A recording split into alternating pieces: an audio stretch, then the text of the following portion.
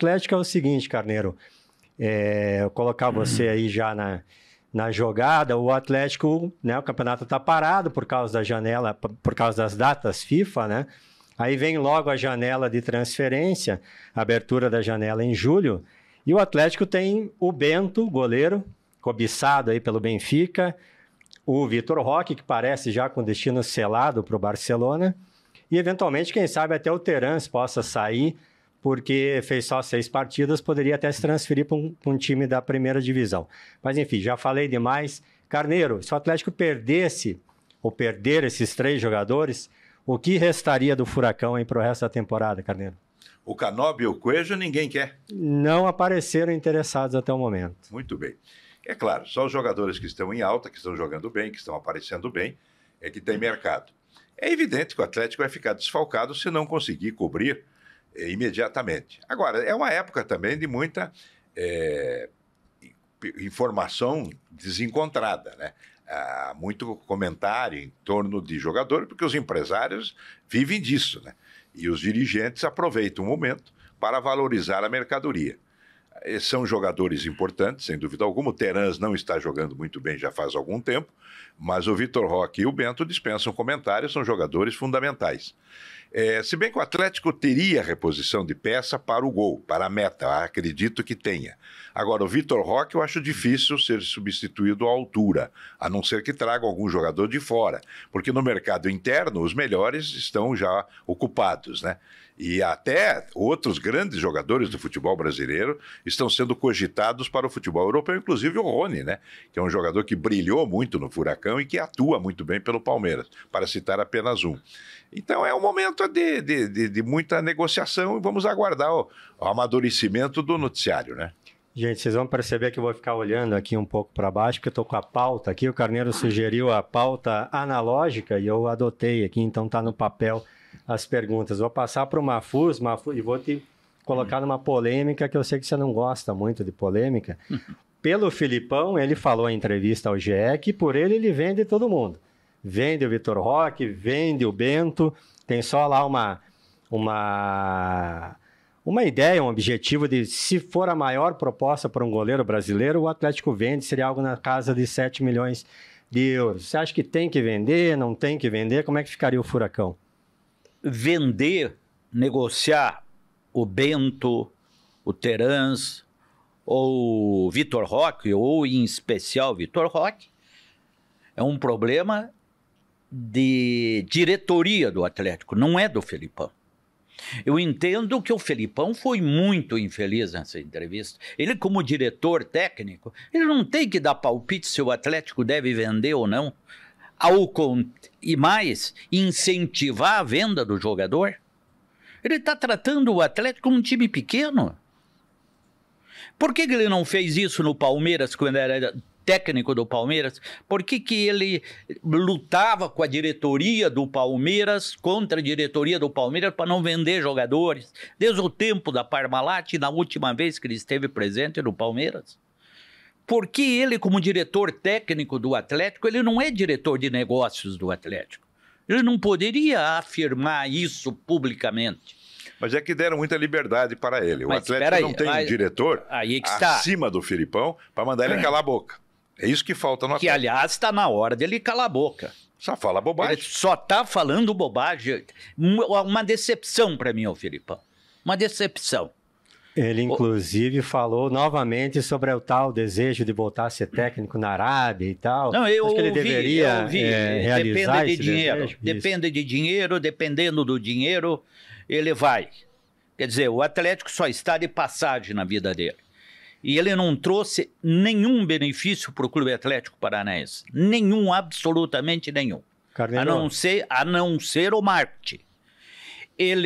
O Atlético, desde que o Filipão chegou, o Atlético, coincidência ou não, eu já acho que não é coincidência, o Atlético não tentou revelar nenhum jogador. Nenhum jogador. Você não vê um jogador de base, da base do Atlético, tendo oportunidade desde que o Filipão chegou. Carneiro, claro que existe a figura... Eu quero só complementar aqui a respeito da primeira questão. que você provocou o Carneiro a respeito da falta que esses três farão. Eu entendo que do Vitor Roque já era esperado. Ele foi adquirido da forma como foi adquirido para ser vendido. Foi um investimento para render a curto prazo para o Clube Atlético Paranaense. Então, vai fazer falta do jogador da excelência dele, irá fazer falta. Mas o negócio dele é inevitável. Se não for agora, vai ser no final do ano. Em relação ao goleiro, acho que vai fazer muita falta o Bento. O Atlético não tem uma reposição imediata. Tem-se a expectativa de ter a reposição. Mas o Bento estava... A diferença entre o Bento e Santos, que foi embora, era bem menor e tornou-se quase inexistente de Bento para o Mikael que é o da seleção, e o outro Léo menino. Link. Quem? Léo Link, que é o Léo reserva Link. A imediato diferença é muito grande.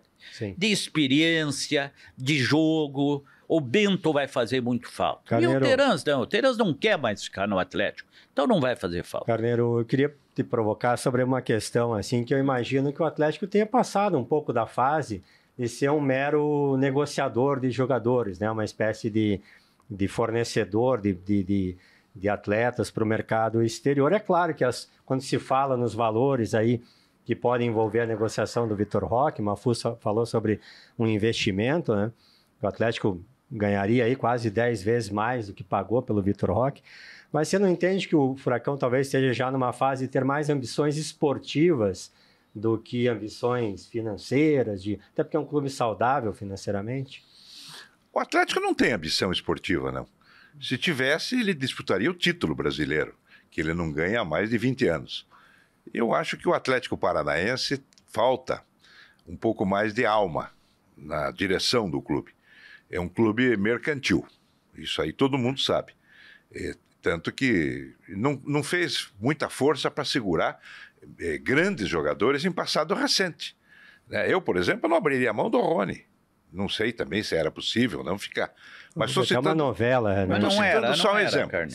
Porque se quer ser campeão, amigo, você não pode abrir mão de um jogador desse nível. O Atlético bem na Libertadores. Se junta todos os atacantes do Atlético, nenhum dá o Rony. Tá? Então é isso. O atleta está disputando três títulos, mas você não sabe se vai chegar lá ou não. Porque ele poderia ter uma ambição, sim. O mata-mata é mais possível, mais provável. Só que, veja, ele pega o Flamengo já na Copa do Brasil. É um dos melhores times do continente, o Flamengo. Melhor elenco. E eliminou o Atlético ano passado nesse mesmo torneio. Na Libertadores da América, ele perdeu um título que poderia ter vencido. O Flamengo chegou muito mal fisicamente, emocionalmente, lá em Guayaquil. Aí o Filipão foi muito infeliz no momento da expulsão do Pedro Henrique, ele permitiu que reiniciasse a partida sem ter colocado alguém para substituir o espaço deixado pelo Pedro Henrique. Que o gol foi logo em seguida. Foi no ato imediatamente. Seguinte. E daí terminou o jogo 1-0. Então o título foi perdido por um equívoco do treinador Filipão, além do fato de ter deixado o Terans no banco de reserva, porque na época, ao contrário de hoje, o Terans estava jogando muito bem.